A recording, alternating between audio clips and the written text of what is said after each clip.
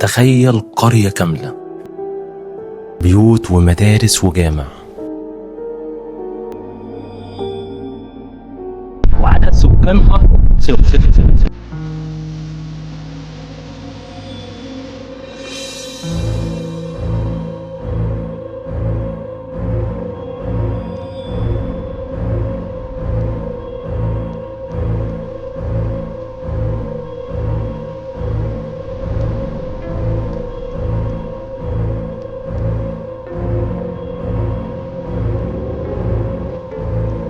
احكي لكم يا جماعه قصه المكان عشان تكونوا عايشين معايا الاجواء وعارفين الدنيا كويس.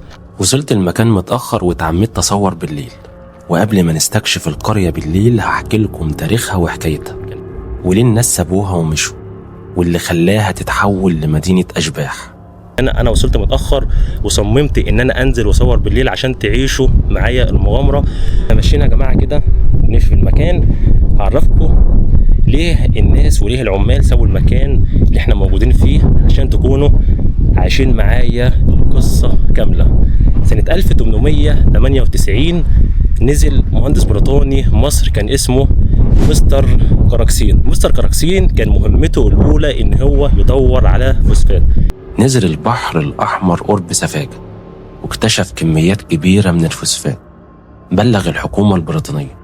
الحكومة البريطانية اتحركت بسرعة واحتلت المكان، وبعدها سلم ابنه مستر أندي قيادة المهمة. وفي سنة 1902 بدأت رحلة استخراج الفوسفات. شخص مصري اسمه أبو كويطة كان مصري، وكان وقتها كان رئيس العمال، وكان مكلف بمهمة إن هو يجيب العمال. في الوقت اللي كانوا موجودين فيه كان حوالي 3000 عامل اللي كانوا شغالين في المكان، وال3000 عامل دول يا جماعه ما كانوش بيروحوا بيوتهم الا كل 6 شهور مره. بدا العمال تمل وعايزين يجيبوا اولادهم وعايزين يجيبوا الاسر بتاعتهم. بدا مره في مره يجيبوا الاسر بتاعتهم ويحطوهم في قلب الجبل عشان من وقت للتاني يشوفوه. مستر اندي صاحب الفيلا اللي فوق بدا وهو واقف فوق وهو بيستكشف المكان، بدا يلاحظ ان في اسر في قلب الجبل. بدا يقول للعمال جيبوا الأسر بتاعتكم، وبدأ يوسع في المكان ويعمل بيوت ويعمل خدمات مستشفى وجامع وخدمات ترفيهية، وعمل سينما وعمل مسرح. وبدأت البيوت تتوسع وبقت القرية المعروفة باسم أم الحويطات. بدأت رحلة الاستكشاف عن الفوسفات سنة 1902. لكن سنة 1956 مع تأميم الشركات الأجنبية في عهد جمال عبد الناصر النشاط قل والإنتاج ضعف، والعمال بدأوا يسيبوا المكان واحد ورا التاني، والقرية اللي كانت مليانة حياة اتسابت وتحولت لمدينة أشباح. بعد ما عرفنا تاريخ المكان استعدوا دلوقتي لأن اللي جاي أعمق وأغرب مما تتخيل. نبدأ نستكشف القرية بالليل.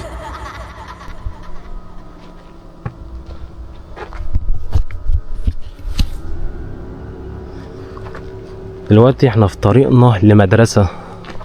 بص ده سور المدرسة، ده السور بتاع المدرسة.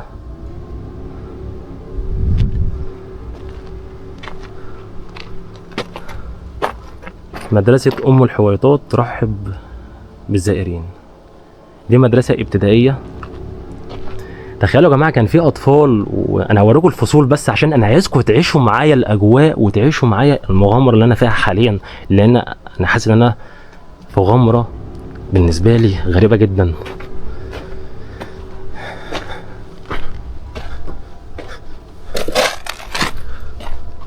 دي الفصول. بسم الله بسم الله.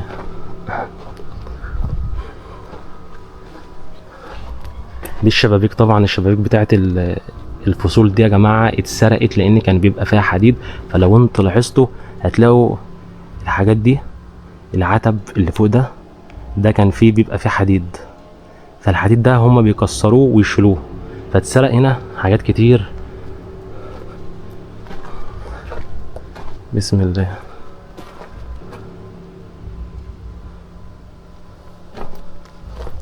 بسم الله الرحمن الرحيم. نحاول ادخل فصل من جوه. الله بسم الله. بصوا يا جماعة، سبورة. الفصل كان المقاس بتاعه شوفوا قد ايه، يعني الفصول هنا يا جماعة مش كبيرة، يعني حاجات كلها بسيطة، وزي ما انتوا شايفين الفصل مش كبير خالص. وجوه برضو يعني انا مش عارف، هي غريبة بالنسبة لي ان جوه فيه فصل تاني يعني في نفس المكان، فهل ده كان بيبقى فيه باب وكان بيبقى فيه فصل تاني جنب الفصل اللي انا واقف فيه؟ سبورة.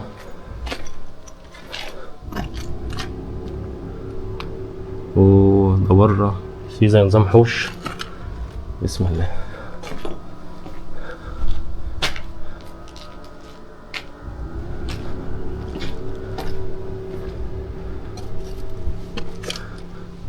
ده حوش مدرسة.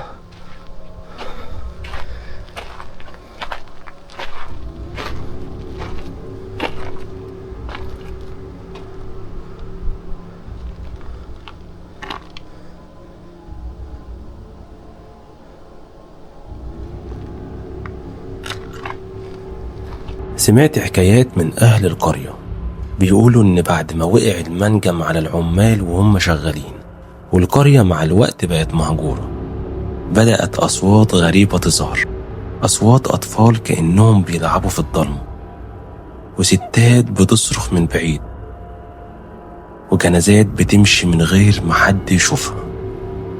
وهنروح الجامع واحاول ادخل له الجامع، لان في وقت كل اذان بيرفع الاذان في قلب الجامع ومفيش بني ادم في قلب القرية. فهنستكشف المكان وهدخل كل بيت في المكان، لان المكان هنا اتقال عليه اساطير وقصص، وانا وصلت متأخر وصممت ان انا انزل استكشف المكان بالليل عشان اشوف الاجواء فيه هتبقى عاملة ازاي. مفيش اضاءة في المكان خالص، مفيش خدمات، يعني الخدمات الناس لما طلعت مفيش اي حاجة موجودة في المكان، مفيش خدمات.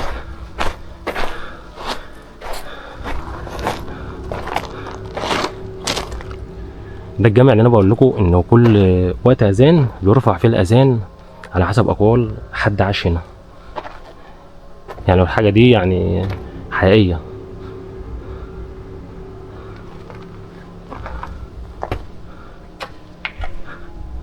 يا ساتر يا رب.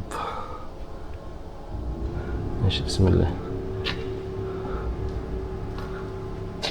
بسم الله الرحمن الرحيم. بسم الله. ده السلم. بسم الله. بسم الله. انا طالع المأذنة من فوق، شايفين؟ بسم الله.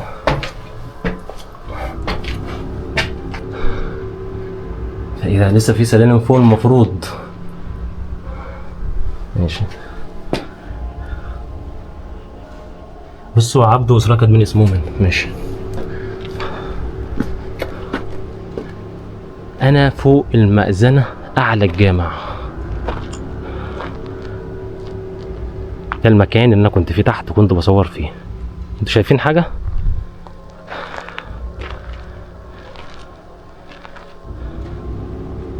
بصوا المكان عامل ازاي تحت عند الكشاف كده. المفروض اصلا الكشاف ممكن يفصل دلوقتي. في كانت مستشفى، انا مش عارف هقدر اروحها النهارده ولا اصورها لكم بالنهار.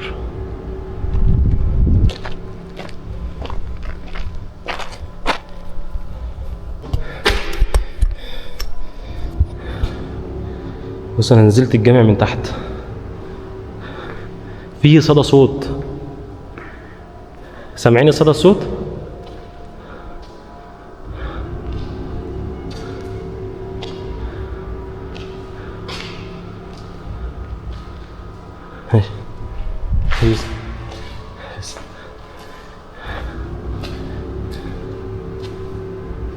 ولا يحيطون بشيء من علمه إلا بما شاء وسع كرسيه السماوات والأرض ولا يؤوده حفظهما وهو العلي العظيم. ده مكتوب على الحيطة. بسم الله. ده الوضوء.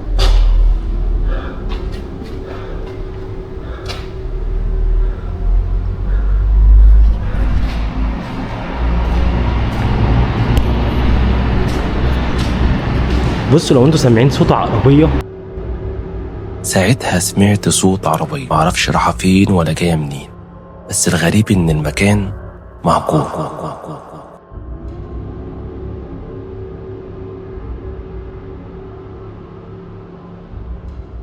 دلوقتي يا جماعة هحكي لكم قصة حقيقية حصلت في قلب المكان عشان تعيشوا معايا الأجواء بكل لحظة.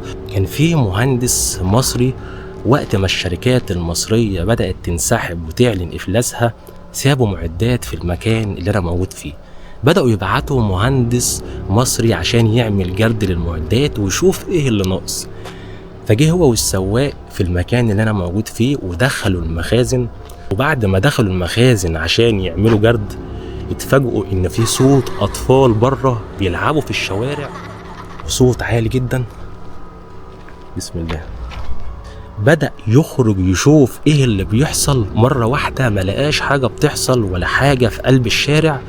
بدأ يقول للسواق يلا هنمشي من هنا بسرعة من المكان. بدأ السواق يعجل وبدأوا يركبوا العربية. بدأوا يدوروا العربية. بدأ السواق يعجل وعايز يدور العربية عشان يطلعوا من المكان بسرعة. بدأت العربية ما بتدورش. قفلوا الإزاز وقعدوا في قرب العربية لحد ما يحاولوا انهم يدوروا العربية ويمشوا.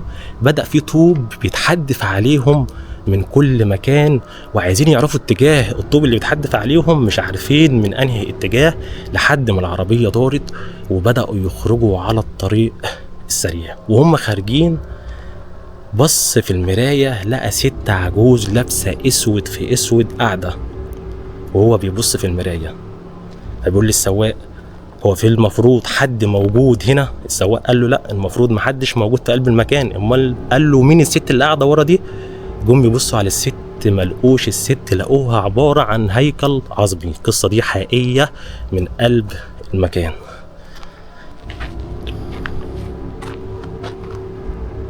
انتوا شايفين عمقها يا جماعه؟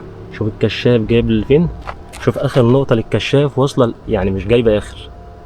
بص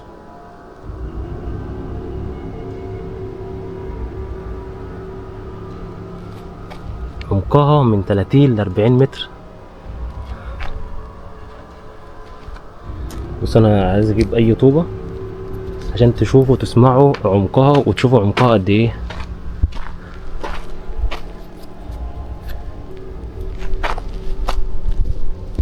عايز طوبة كبيرة شوية، ماشي، يعني ما أكثر الطوب هنا.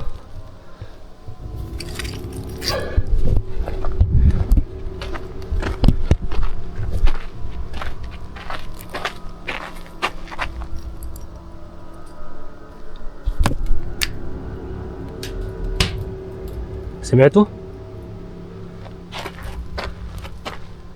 يعني اللي مش واخد باله هينزل هنا ولا هيبان له اي حاجه في المكان اللي انا موجود فيه. يعني مفيش بني ادمين. دي جنبه هنا برضو مغاره، بس لا دي بسيطه جدا. مش عارف دي كانت المفروض ايه.